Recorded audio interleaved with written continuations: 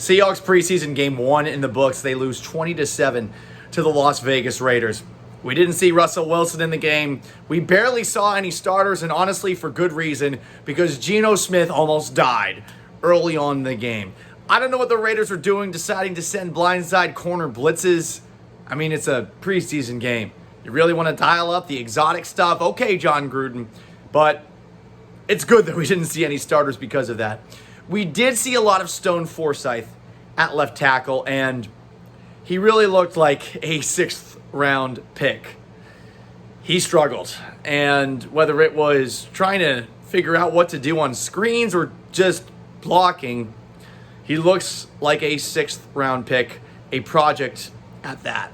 As far as the good things that we did see in this game, DeeJay Dallas had an awesome catch on a ball where he was wide open in the flats. He was able to tightrope the sideline for a long touchdown catch. I do wonder where he factors into the running back rotation, especially with Rashad Penny injured. As far as anything else offensive, it wasn't good. It just wasn't good to watch. But again, it's preseason game number 1. We didn't see a whole lot of the Shane Waldron experience that I think we all wanted to see because they honestly were barely on the field.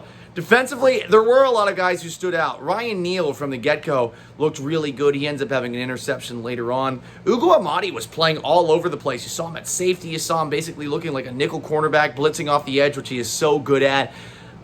I loved every single moment that we saw out of Ugo Amadi. As far as other guys on the defensive side of things, Alton Robinson had a really good game. It was weird to see him actually in coverage downfield on what ended up being the play that set up the Raiders' first touchdown. But he looked pretty good. He was all over the field doing all sorts of different things. Rasheem Green, too, also had a pretty good game for the Seahawks on the defensive line.